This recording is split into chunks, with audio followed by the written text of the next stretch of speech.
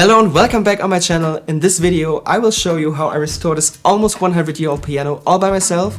Fun fact, I'm not a professional, I have no idea what I'm doing. Let's figure it out. This project is very special to me because this piano has been in our family since decades and I learned playing on it in my childhood. It was made in a very small town in Germany back in 1929 by Böhme Sons. Nobody really knows this company. So pianos like this unfortunately no longer have any financial value but an emotional one. And it's too precious to just leave it sitting in the corner. And I think it has a very nice tone, you will hear it later, and it's definitely worth it to get it back into shape. So let's get started. First of all, I have to take everything apart and clean the dust from the last 100 years. Luckily, the piano action is in good condition, but a few things still need to be done. Here is what I noticed and what I want to modify.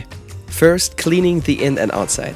Then I have to fix the mechanical noise. There are a lot of clattering keys that need to be repaired. And the same goes for the sustain pedal. Then I want to soften the tone by treating the hammers.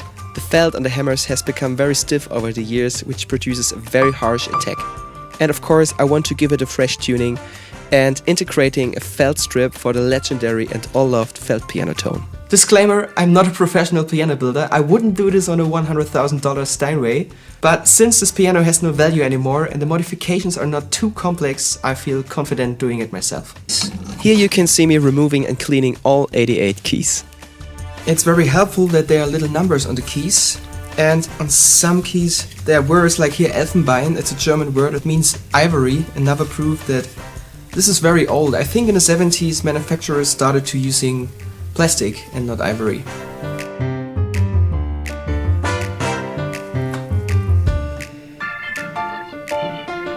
Okay, all the keys are clean again, but that was only an aesthetic thing. Let's jump to the heart of the piano, the mechanical system. Every mechanical system is different, obviously. Here we can split it in 3 sections. Section 1 is the key.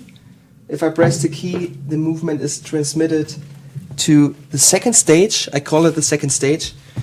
And then finally, the movement goes to the hammer and the hammer to the string. On some keys I had some issues with noise. This is okay, there's no noise, but here, you can hear it.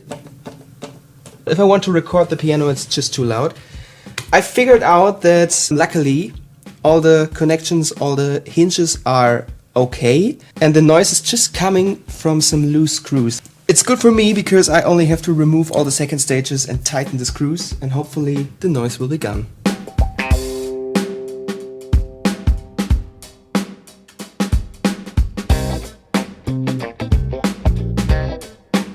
I finished checking and repairing the mechanics now. I think the noise coming from loose keys is definitely gone. I only have to fix the noise coming from the sustain pedal, because if I hit the pedal, this aluminium rod moves the dampers away from the string. And this rod is attached with 4 hinges, and as you can hear, those hinges need a little bit of oil. I tried to remove the complete rod to have access to these hinges. I hope that I will reach the screws.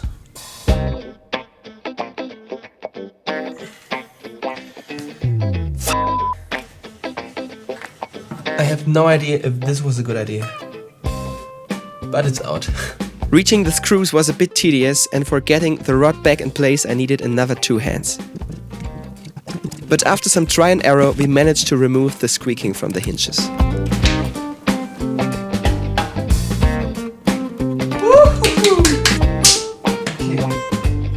Here you can see the hammers, which produces the tone by hitting the strings, and the felts, which dampen the strings after releasing the key.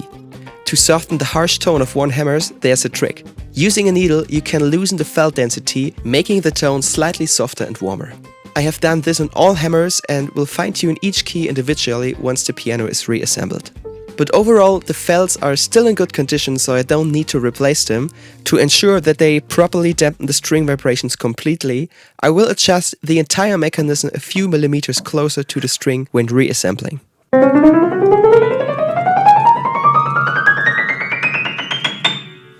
So far I'm very satisfied, everything works, the rattling has disappeared, also the sustain pedal works nice and quiet. Right now it sounds a little bit horrible because it's out of tune, and that's what I have to fix next.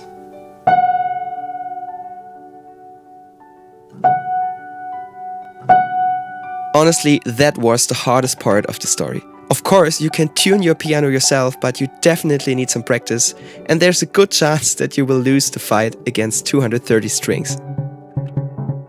You will hear my result later. I'm not 100% happy, but for my first try it should be okay. But to be honest, it took me way too long and I wouldn't do it again. Instead, I would rather spend the money on a professional tuning.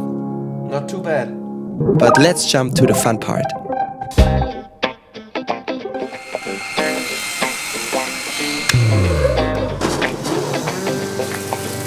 One reason I started this project is that I wanted to achieve a felt piano sound. For those of you who don't know what that means, a piece of felt is stretched between the hammer and the string, making the tone softer and more intimate. I want to build a construction that allows me to move the felt up and down to give me more flexibility.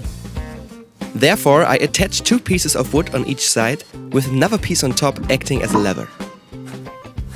To match the look to the dark walnut brown of the piano, I stained the material and applied a few coats of true oil.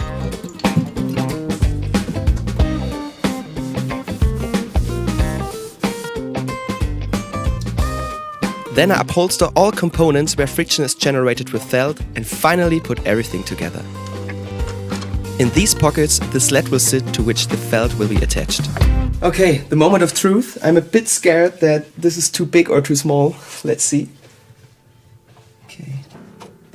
Normally, okay, that's good. Right. Oh no, it's, no? Yeah, it fits. Yeah. It fits perfectly and it looks quite nice. Okay, wow. And the cool thing is that I can install and remove it just by pushing without a screw. And I made two of these sleds, so I can apply different kind of felt or other material to switch if I need another sound. But I have to sleep now. I will do this tomorrow and test the sound. I spent the next day experimenting with many felts and other materials. And I ended up with this piece of felt, which is an old scarf from my childhood. It just sounded best to me.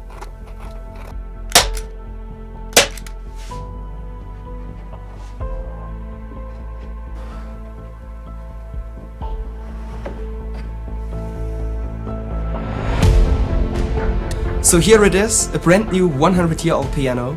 A good friend of mine who is a professional piano builder said he wouldn't do the restoration because it's a no-name piano, it's too old and it would cost me at least 2,000 euro. I paid nothing except my time, so let me know in the comments if you think it was worth it. I personally like the sound with all the imperfections and I will definitely use it in my productions. If you're interested in my work, you can find it here and I will leave a link down below. And if you like what I'm doing on this channel, you can support me by give a thumbs up or leave an abo, it will help a lot. So thanks for watching up to this point, and now comes what you've all been waiting for. How does it sound?